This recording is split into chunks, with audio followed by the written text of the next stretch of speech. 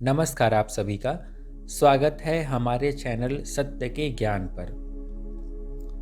दोस्तों, हर एक व्यक्ति के मन में ये प्रश्न जरूर आता है कि क्या उसे उसके कर्म का फल मिलेगा या नहीं।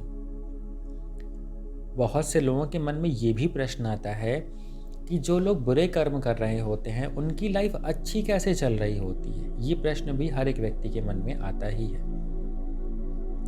इस वीडियो में हम बात करेंगे कि कर्म कैसे काम करता है, कैसे इंसान को उसके अच्छे और बुरे कर्मों का फल मिलता है।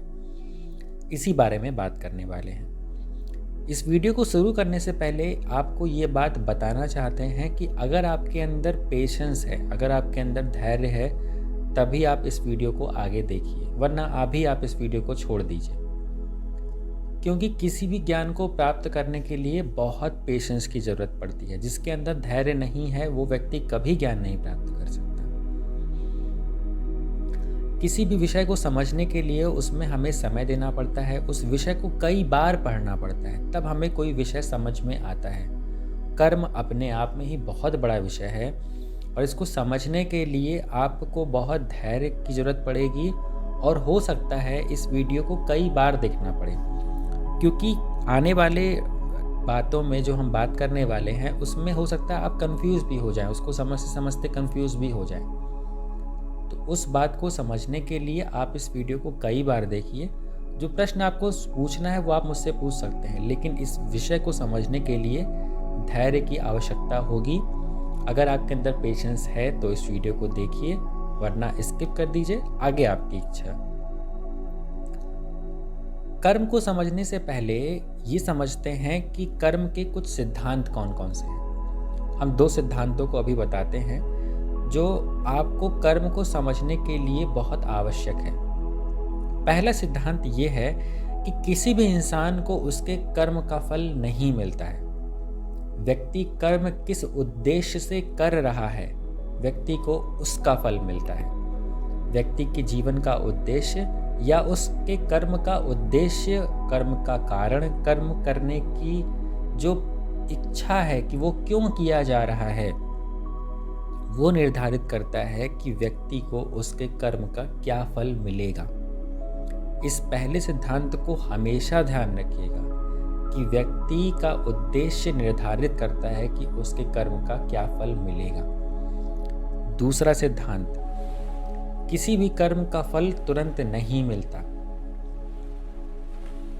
हमारे कर्म चाहे अच्छे हो या बुरे हो, वो इकट्ठा होते हैं, संचित होते हैं और समय इस चीज़ का निर्धारण करता है कि उस कर्म का फल इंसान को कहाँ पर देना है। इसीलिए हमारे जीवन में साल, 2 साल, 3 साल में एक आध बार ऐसा समय आता है जब हमारी लाइफ में कोई बड़ा बदलाव होता है, या अच्छा या बुरा, कोई बड़ा बदलाव होता है।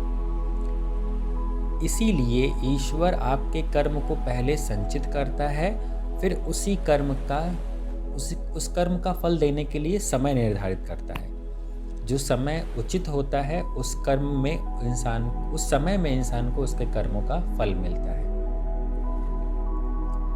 ये 2 सिद्धांत हमेशा ध्यान रखिएगा। अब बात करते हैं कि कर्म का क्या अर्थ होता है। कर्म का अर्थ होता है कि जो किया जा रहा है, जो हम करते हैं वो हमारा कर्म है। जो कारण से कर रहे हैं उस हिसाब से हमें कर्म का फल मिलेगा। जिस कारण से कर रहे हैं उस हिसाब से हमें उस कर्म का फल मिलेगा। अगर कर्म का अर्थ गहराई से जानने का प्रयास करें तो ये समझ में भी आता है कि व्यक्ति जो नहीं करता है वो भी एक कर्म है। अगर आप अपने जीवन में कोई काम नहीं कर रहे हैं तो वो भी एक कर्म भी है। साथ ही साथ अगर आप किसी भी कर्म में लापरवाही या बुद्धिहीनता, विवेकहीनता से कोई काम कर रहे हैं, जल्दीबाजी में, हड़बड़ाहट में कोई काम कर रहे हैं, तो उस कर्म का भी फल मिलता है। बुद्धि और विवेक कर्म को बहुत गहरे स्तर पर जाके प्रभावित करते हैं और बहुत अधिक मात्रा में उसकी वजह से कर्म का फल आता है। अगर आप बुद्धि और विवेकहीनता से कोई काम करेंगे तो निश्चित है कि आपको उस कर्म का सही फल नहीं मिलेगा। इसलिए बुद्धि और विवेक बहुत आवश्यक है किसी भी कर्म को करने के लिए।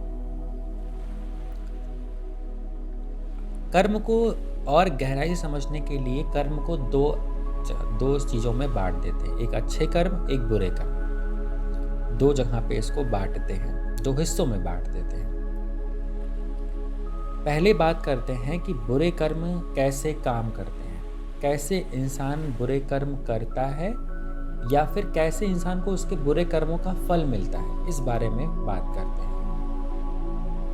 आज हम जिस बुरे कर्म के बारे में बात करने वाले हैं वह है धोखेबाजी। आज के समय में ये बहुत आम होता चला जा रहा है। धोखा देना, लोगों का फ़ायदा उठाना, उनसे अपने काम निकलवा के उनका यूज़ करके उनको छोड़ देना, बहुत जल्दी प्रॉमिस कर लेना, ये सब बहुत आम होता चला जा रहा है। चलिए ये जानते हैं कि कैसे धोखेबाज इंसान को उसके बुरे कर्मों का फल मिलेगा। एक ख़ास बात आपको बताना चाहते हैं बीच में कि जो भी लोग धोखा जिनको मिल चुका होगा वही मेरे बात को ज़्यादा अच्छे से और गहराई से समझ पाएंगे। जिनको नहीं मिला होगा उनको हो सकता है समझ में भी आए, हो सकता है ना भी समझ में आए, उनको समझने में थोड़ा कठिनाई हो सकती है, लेकिन जिनको धोखा मिल चुका है उनको ज़्यादा अच्छे से समझ में आ जाएगा। मान लें कि एक रिश्ता है जिसमें लड़का और लड़की एक दूसरे के प्रेमी या प्रेमिका हैं और दोनों में से किसी एक ने किसी को धोखा दिया। कोई भी किसी को भी धोखा दे सकता है, जरूरी नहीं कि वो लड़का या लड़की है। धोखेबाज इंसान के अंदर कुछ खास व्यवहार आपको देखने को मिलेगा कि वह स्वार्थी और लालची होगा, साथ ही साथ बुद्धि और विवेकहीन भी होगा। ध्यान रखिएगा कि जो इंसान स्वार्थी और लालची होता है उसके अंदर सोचने और समझने की क्षमता कम हो जाती है और कुटिलता और बेईमानी बढ़ जाती है। ये भी समझिएगा, कुटिलता और बेईमानी और बुद्धि और विवेक अलग अलग चीज़ें हैं। दोनों एक दूसरे से दिखाई पड़ता है कि हाँ सेम है, लेकिन अलग अलग होता है। बेईमानी और कुटिलता बढ़ती है और बुद्धि और विवेक कम हो जाता है। इस बात को आप गहराई से समझिएगा। निश्चित है जिस व्यक्ति ने धोखा दिया होगा या देगा वो इंसान आपसे बहुत जल्दी प्रॉमिस करेगा, निराधार बहुत हड़बड़ी में प्रॉमिस करेगा आपसे और बहुत जल्दी किसी डिसीजन पे पहुंच जाएगा, बहुत जल्दी आपके क्लोज आ जाएगा, बहुत जल्दी आपसे वादे करने लगेगा, हर बात पे जल्दी जल्दी वादा करने लगेगा कि हम ये कर देंगे, हम वो कर देंगे, हम आपके साथ में रहेंगे, हम आपका जीवन भर साथ निभाएंगे।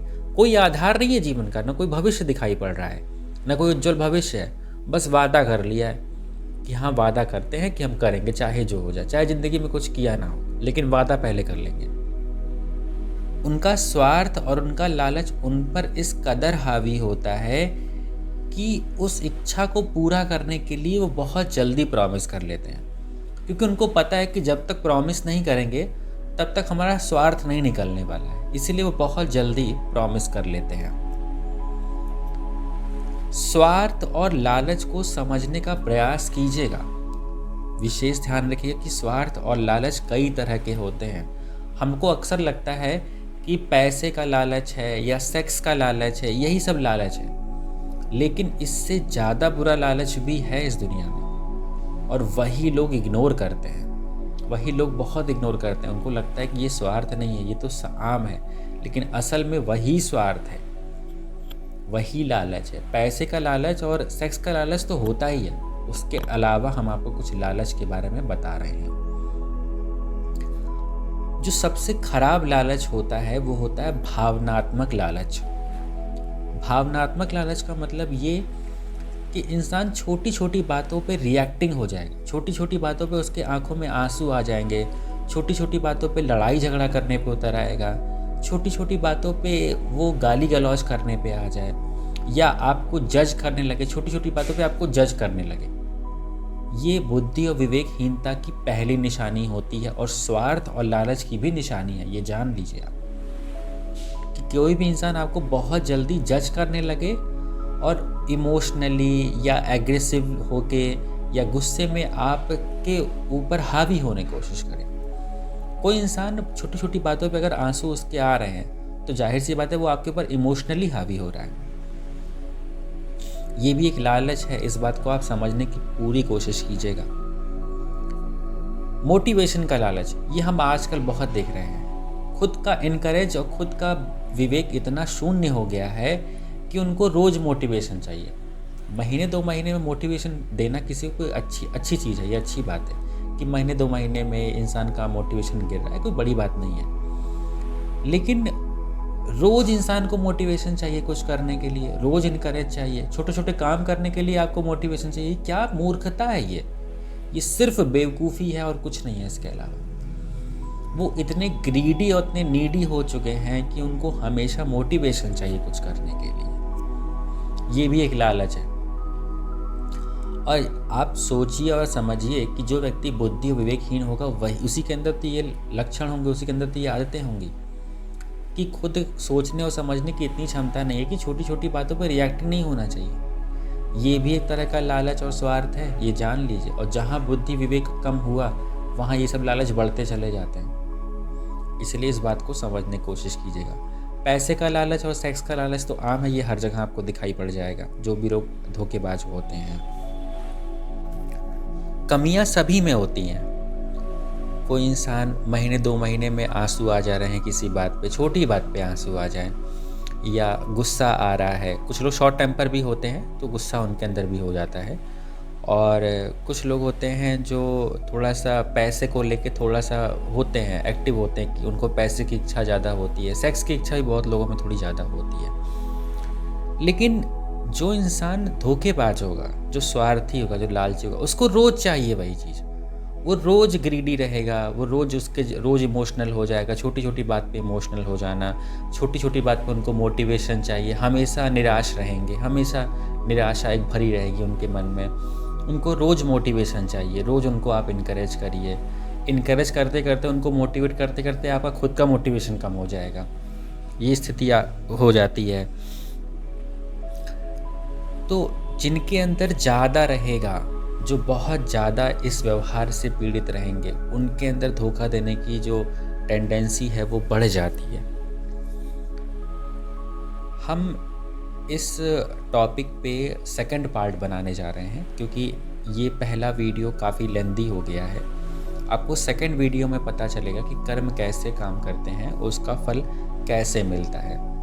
अगर आपको ये वीडियो अच्छा लगा हो तो इसे लाइक कीजिए, चैनल को सब्सक्राइब कर लीजिए, और बिना पेशेंस के आप किसी भी ज्ञान को, कम से कम हमारे वीडियो या कोई भी आप नॉलेज प्राप्त करने, कोई भी ज्ञान प्राप्त करने की कोशिश कर रहे हैं, बिना धैर्य के नहीं समझ में आने वाला। इसलिए धैर्य रखिए, तब आप मेरे वीडियोस को देखिए तो आपको बातें अच्छे से समझ में आएंगी। धन्यवाद।